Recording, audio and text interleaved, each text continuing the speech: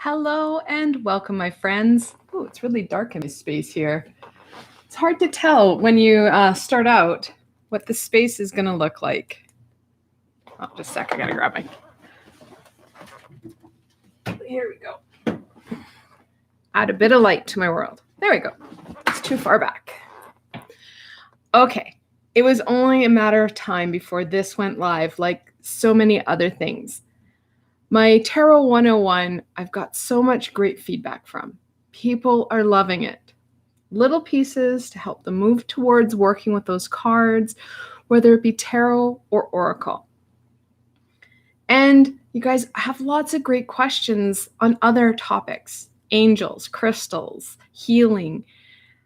And so I thought instead of just keep focusing in on tarot, as it's a skill and it's going to take time where you need to practice and work with the deck, I can add in other sessions. And I wanted to start off with the healing. It made a lot of sense because a lot of people have a lot of questions about energetical healing. And that's what we're going to look at today, that energetical healing. What is it? How do you do it? And what's the difference between all these different energies that have kind of come up and are more presently known? So that's what I want to get to in this session. Looking at that energy and how you can use it to your advantage. Now, my live friends, of course, you can ask questions as we go through in chat, and I'll do my best to answer them as I go through. I have had people email me through either my Patreon or through my subscription list, through my YouTube channel, on my other social medias. So I have a list of questions that I'm going to go through. And don't worry, if you're asking the same question, I will get to it. The most important thing is getting that knowledge so you can start to think, is this important to me? How will this help me? The one thing I can say about teachers is there's a lot of us, and that's fantastic. Our messages are usually similar or the same, however, resonate with people on different levels. And that's why I encourage people to have more than one teacher. I do. I enjoy having a number of different perspectives. Knowledge itself, when we download it or we're trying to interpret it, is an interpretation that we're doing for information that was sent to us. And it can be very different. We can see different people having different messages at the same time. And that's okay, because they are on different journeys. So I'm going to share some information that I have and I use in my everyday. And the one thing I can say here and now, we have the access, or we have more access to technology than we ever have before. And it's fantastic because we have access to different cultures, spiritualities, religions, perspectives. We can use our critical thinking and we can ask how this works for us in the here and now. So, energetical healing. It's been with us since the beginning of time. We have just forgotten how to use it. And it's important that we step back and connect into it again. We have the ability to heal ourselves on a variety of levels through that energy. Now, it's called many things. It can be called Reiki, it can be called universal energy, white light, mana, chi, spirit. It's all pretty much the same thing. It's filtered in a different way when we are open to it in that way. So if you're attuned to Reiki, which is a Japanese style energy healing, your body will absorb it in that way. If you're open to white light and use the nature healing, the Wicca, the pagan spirituality, it's going to come to you in that way. The high vibrational beings and the universe knows how you need that energy. If you use mana or if you use chi, it doesn't matter what you label it as, it will come to you in the form that you can best use it. That's part of the role of our guardian angel, to make sure we get that energy as we need it. And we don't have to say, okay, today I need it in this form. They automatically know. They're like 20 steps ahead of us. So we don't have to do anything. We just need to be open to it. We need to be able to use it and intentionally use it. It's not hard. Just like anything else, we always put in our head, oh, this is going to be really hard and challenging. It's not. Setting that intention. Being open with you and calling it in. So if you say, I don't know, hurt your hand. Now you have to be very careful with working with energy. You don't want to, so if you fall and hurt yourself, you never want to try and energetically heal something that could be broken. Say if you have a scrape on your hand, you know it's not broken, you fell down and were human and got klutzy. You can start to put your hand in front of your wound. You'll feel the heat from the wound and visualize that white energy, because mana, chi, Reiki, the universal energy, white light, well, it's all white. You can visualize it going right into that wound, cooling that heat, that hurt. That is the basis of energetical healing. You can do the same with things like, well, mental health. You feel sad and you're hurting, you can put your hands over your heart and see that white light releasing some of that hurt. We're all carrying hurt. We're all carrying fear. And if you don't know where it is or why you have it, that's okay. You can put it over your body. Energetical healing will not hurt you. So if you have a headache, you can put your hands, and we do this. Inadvertently, we do this. We got a headache, we're like, oh, my head hurts. We put our hands to where it hurts most. You can visualize that white light starting to release that knot, soothe it, let that tension go. And it kind of feels like rain trickling down because you can just feel it leave. The trick with any energetical healing is visualizing, trusting in your abilities, and trusting in that energy. Years ago, I used to just use white light healing. That's what I felt comfortable with. And then I think it was about 5 years ago, I started talking to a lady who became my Reiki master. And I found that there was more terms that people understood. So I was trained in Reiki. Now I'm open to both Reiki and that white light healing. We can have more than one. There's no limit. We'll, again, use that energy to what we need. Across the board, though, there are some rules you want to follow.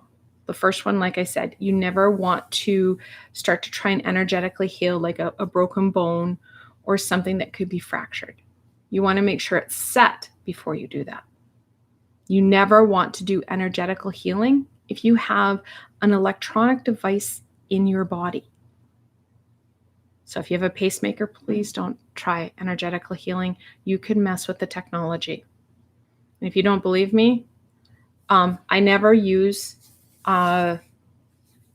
electronics when I'm doing a lot of healing or a lot of energy work, because I will fry my technology. So if I have a phone too close or if I have a watch too close. So if I'm doing a lot of distance healing, I will go in a space that's not near my computer, not near my technology, and I will do that. The same is true when you're doing these energetical sessions with yourself. You have to make sure that you are protecting you and that technology. So things with an electronic pulse, think of it as their own little heart rate. You don't want to be messing with it. And the second, you want to be careful with what you're healing Because if you start to really push and try and overheal something too quickly, you're not going to feel so good. You get what's called a healing crisis, where you start to have flu-like symptoms. So you want to take it slow and steady, because that way you're not pushing your body or pushing yourself into something that is going to make you feel really gross. And then you're not going to like energetical healing. The most common thing I get from people who've tried Reiki or who've tried an energetical healing session with me is that they didn't feel well afterwards. They felt funky. Now, I always encourage people, I don't go hard or fast, that I do this as a gentle, slow thing. But you do need to clear that energy out. Lots of water, some fresh air, and really take some time in looking at what you're eating. Because if you're eating a lot of processed, high-fat food, your body will start to reject that, and it starts to, well, kind of combat everything at the same time. So making healthy choices for you, it does go a long way. When I start to tease things out, I find out that they haven't drank a lot of water. People don't like water. Well, it's something that we need to look at, because water is so important, not only to cleanse that inside, but the outside as well. So taking it slow and steady and enjoying it. I have so many clients who think of it as kind of this great energetical massage. That's kind of what it should feel like. If you're going in to heal or clear certain areas because you're in pain, it's kind of a reprieve. I have clients who like to have energy work done on a regular, just so that it feels like they've got that system flowing properly. And that's a personal choice. So, can you do Reiki or healing, energetical healing on yourself? Absolutely. To be open to Reiki, you have to be attuned to the symbols. I'm not sure about working with chi or mana because I don't work with them. I work with the universal energy, the white light, and of course, Reiki. If it's something that you're interested in, go look it up. Talk to somebody who practices in that. And if you're not too sure, I would encourage people to go look it up. Research it. You'll find that you're drawn to something that you've done in the past, and it's fairly simple for you to use, because we've all had different lifestyles, different lifetimes, and we've worked with this energy in multiple ways. You will naturally find the way that's important to you. And you may be like me, that I've added a number of different dialects, different spiritualities, and religions together. So I use the white light, which is more of a pagan religion. I use Reiki, which is Japanese. Then I also use the chakra system, which is from India. So you can see how things start to flow forward. I also use angelic healing, which is kind of a worldwide thing. A lot has been brought in North America and into Europe, and it's been shared. Not to say that other areas have not used angelic healing, but they haven't shared it as commonly as what North America and Europe has. So, all these different energies you can use to your advantage. I like the chakra system because it, again, gives words and understanding to your different aspects in being, because we are more than just this physical vessel. We have that emotional state, we have the spiritual, and we also have that creative wild side. Plus many others. I'm not going to sit here and try and list them all. So, most important, find the labels that work for you. Now, I have been asked, one of the biggest questions was chakras. I've got them. Where are they? Chakras are natural energy sources that we have within us. They're little vortexes. Think of them kind of as little engines that push the energy through your system. Okay? Now, if you're not into chakras, You'll just either have to fast forward or just kind of, I don't know, take a break. So the 7 chakras that all of us start out with, the first one is your crown, and it kind of sits right above your head. It's kind of a light purple white color, and it helps us to connect into that universal energy. A lot of times, if I'm sending insight, wisdom, healing, I kind of work initially with that first crown chakra so that we can get the energy in. From there, it goes to your third eye, which of course is at your third eye, and it's kind of a purpley blue color. Like we know what our third eye, that third eye deals with that insight, that heightened sense, our sixth sense, all our clairs, especially that clairvoyance. Many of us have shut this third eye, and many of us find that our third eye chakra isn't functioning as well.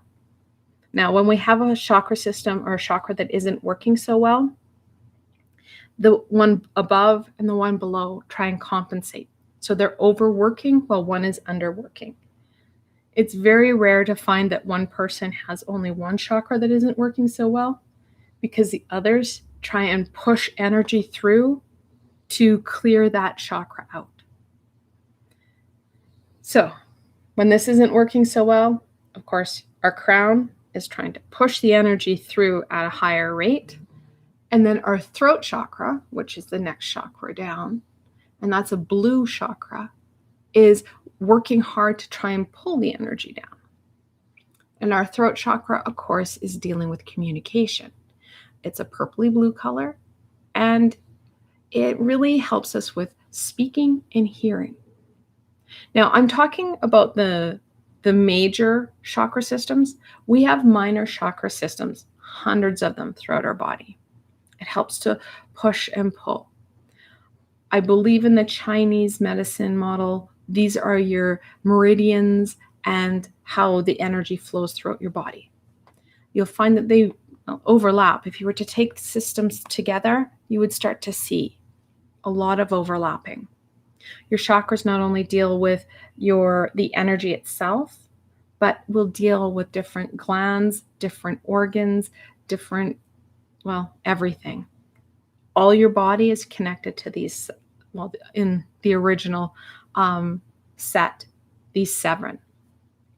So from your throat, it goes to your heart, which is, of course, in your heart center. It does not go right above your heart, okay? It goes more in the center, or at least when it's balanced and aligned, it should. Now, this heart chakra is usually green. Some people have it as pink, and that I think is kind of a personal choice. Whereas when you are in the 5th dimensional chakra system, which is a 12 chakra system, the pink chakras are in the palms of your hands. So you can have it green or you can have it pink, but the majority of us have it green. And of course, it deals with that emotion, deals with our heart and that blood flow. Then from there, you go down to your solar plexus, which I'm not going to stand up, but it's at your tummy. We all know where our tummy is, right below our rib cage. It's a yellow chakra, and it deals, of course, with your digestion system. It deals with anxiety, that drive, that willpower. Then below that, in your pelvic region, is an orange chakra, which is your sacral chakra. It deals a lot with feminine reproduction, that sensuality, that creativity. Of course, it deals with the secretion and illuminations that we do, and it can touch into the male reproductive system as well. And then we finally end off on our root, which is at the tip of our pelvis. Kind of think of it right at that tip point. It's outside your body, similar to that of your crown chakra, okay? And it's red.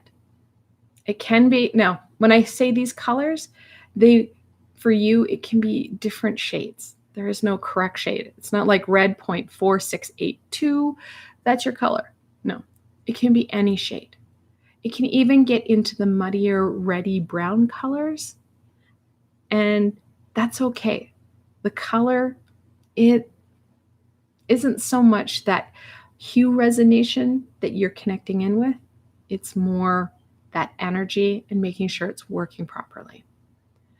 So your root, it deals with a lot to do with the male reproductive system. It deals with your stability, your legs, and of course, that groundedness. So a lot of times when I say to people they need to be grounded, a lot of times it's your root chakra that is off. It's not flowing so well. We need to clear it out and allow it to function and flow in its correct way. And I say correct way, and you can read in different authors on Reiki and on the chakra systems that your chakra should be flowing at a certain speed and a certain direction. I've actually found that that's not so true. Just like the majority of people may be right-handed, you still get the people who are left-handed or ambidextrous. I find that when I'm working with somebody, it doesn't matter which direction they're flowing to start off. What I do is I make sure, A, they're flowing, because there's times they're so sluggish, it doesn't even look like the chakra is moving. And then I look at the speed, and then I look at the direction. When you're an intuitive, you can check in. I always check in with their guide and their guardian. Is this the right direction for them? And if I don't have enough time, if I'm at an expo or we're running out of time, I also make sure that I have the chakras flowing in accordance to what resonates with that person on an individual level. Again, speed may be different for each person. And this can and does flow in to animals as well. Everything with a heartbeat has a chakra system. And there's some debate as to whether things like plants also have a chakra system.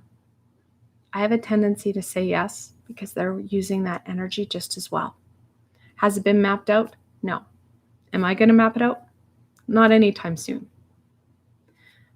So another big question is animal healing. Can you use this on animals? Absolutely.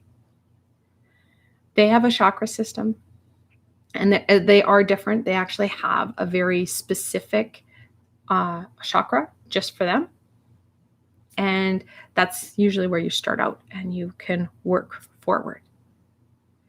Animals, whether it be your pet or in the wild, benefit as well, because many times they're hurting on an energetical level as well, because they're impacted by the same energies, by the same chaos that we can be impacted by.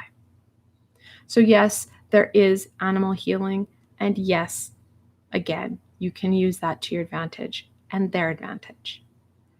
With animal healing, though, please don't try and go up to strange animals you don't know. You can project that energy to them with having some distance. You don't have to be like right there at biting range. Which leads me to another question: that do you have to be in person when you have Reiki or energetical healing? The answer is no. You can direct energy to where it needs to be anywhere in the world and in any timeline. I know that's kind of crazy, but you can send healing backwards in time. You can, forwards in time can be a little bit challenging because you have to anchor yourself to that specific point. You can also send healing to past lives. You can go through your Akashic records and start to heal that. So you can use energy to heal many different ways, and they're just as effective. When COVID hit in March of 2020, I stopped doing face-to-face energy work. I started to do it through, technology. And yes, you can do it. You just have to be careful. Or through that distance healing. Both were very effective, and my clients were very happy. They could continue receiving that support throughout a challenging time. So energy work is fantastic. And what's more is that you can combine it quite easily with different aspects of your day, similar to things like crystals. I know people who use crystals to connect in with their energetical system to help, heal, help to amplify a weaker chakra that has been neglected or has been clogged for too long. And the correlating crystals to the chakras, which again was another question. Of course, it can be, so starting at the top here with your crown chakra, it can be any white crystal. This is selenite. It's a selenite ball. I find it works really well with clearing out some of the gunk that can happen at our crown chakra, because our crown chakra can get very gunky very quickly because so many of us have trauma in our third eye. So selenite or anything white. This is an amethyst crystal, which can go with your third eye. Anything purple or dark blue will work with your third eye. And I'll get back to amethyst. It's a really cool crystal. Then I have some sodalite for your throat chakra. And if you are doing crystal work, make sure that, like these ones, these are polished so they are soft. You're not going to harm yourself, because that's another problem with crystal healing. Some people use the raw crystals because they like them better. Well, raw crystals can be a little bit pokey. Some jade for your heart center. Now that can be anything green or pink. A rose quartz is fantastic in your heart chakra. When I do live sessions, it's very common for me to use my beautiful big pink heart chakra, or my beautiful pink rose quartz heart chakra or crystal, because it's so powerful. It's got the symbolism of a heart, and it works, of course, with that heart chakra. Then I have, this is very beautiful. It's a citrine crystal. It's coming focus, maybe not. And again, that goes to your solar plexus. So any yellow crystal can work in your solar plexus region. Some carnelian for your sacral, and the sacral can be anything orange. And then this is some tiger iron for your root chakra. Now your root can be anything red or black. I think this is why I like the tiger iron, because it's usually both red and black. So those are crystals that can correlate with your chakra system that you can use to help heal your chakra system, to stimulate your chakra system, to align your chakra system, to work on that energetical level. Especially if you don't feel confident in working with that energy as we start out on our energetical healing adventure. So you can start to take those baby steps forward using what we have at hand. And if you don't have a lot of these crystals, that's okay. I said the amethyst was really important. The amethyst will work on any and all your chakras. It's one of the few crystals that will. Clear quartz will do a pretty good job as well, but the amethyst will help to heal it. It's a fantastic crystal. And if you have a crystal grid under your bed, I would really recommend that you have amethyst there. Or if you have want to put crystals in your pillowcase, you can, again, I would really encourage that rose quartz and amethyst combination. Will support you in healing you and support you in getting a really good night's sleep. Of course, you can add to that. If you wake up feeling exhausted, I would add in something that adds that grounding element, so that tiger iron as well. There's a lot you can use on that energetical level to help you heal you.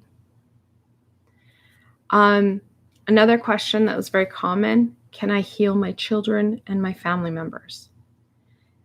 If you feel confident in your energy practice, yes. I would advise working with a teacher before you do, so you don't inadvertently cause that illness or that healing flu with others. I didn't start working on my children with Reiki until I was before I got my level 1, 2. I would do energetical healing that I did before with them, but once I got my Reiki, I was able to use the language a lot clearer with words that they understood. And yes, another piece, you need to get their consent. You can't just go in and start healing people because their body will reject it or bounce it off. Okay? So it's important to have that baseline and structure. Learn from a master, learn from someone who does this so that they can help you and guide you, answering all your little questions along the way because they come up. A lot of times I have students who are learning Reiki who will have different questions. How can I Reiki my food? How do I Reiki my medicine? How do I use Reiki in your everyday? So you can use this. You can use it to your advantage. It's another tool that will support you in going forward and broadening your horizons, broadening you and your expectations, helping you grow and helping you start to take those steps forward in a higher vibrational way. Because as we start to declog our system energetically, we start to raise that energetic profile, our signature, because we are starting to bring in more of that high vibrational energy. When we do that, we feel better, we feel stronger. Our system is able to function better. The same is true when we start to really focus in on that energy. Now, to help you guys out, I do have a meditation that I have in my Just You and Me playlist that I brought out in December, where it was a balancing meditation where I balanced out those chakras. I'm going to do some work in the next couple months on the specific chakras so that you can start to work with and visualize those individual chakras I have mentioned, helping to strengthen, helping to clear them out, so that you can start to build that energetical profile inwards that will help you feel stronger outwards. So, unless anybody has any questions live, those are the questions that kept coming up for my Patreon, my viewers, my subscribers. If there's any other questions, please feel free to write them now. If not, you can ask questions and I can start to compile them for the next healing session or for another video that I bring out. I might have to start to bring out a Q&A or like a Q&A session where I answer your questions. So lots that is going to come forward. A little bit of house cleaning. So if you like this video, you found it helpful, please give it a thumbs up. And don't forget to subscribe to my channel because I'm always adding new stuff that kind of comes to my brain that I'm guided to do and will all of a sudden appear on my channel. So the best way to stay connected, of course, is subscribing to my channel. And for those who want to support me on a bit of a deeper level, I do have a Patreon page and I have a lot of benefits to my Patreons. I love them. They've been with me for quite some time and have supported me to this point. So I have a link below as well to my Patreon page. You can go check that out if you like. And I really want to thank you guys for joining me today and watching this video. And I hope you found it helpful in getting some understanding in that energetical process. Until tomorrow, my friends. Okay.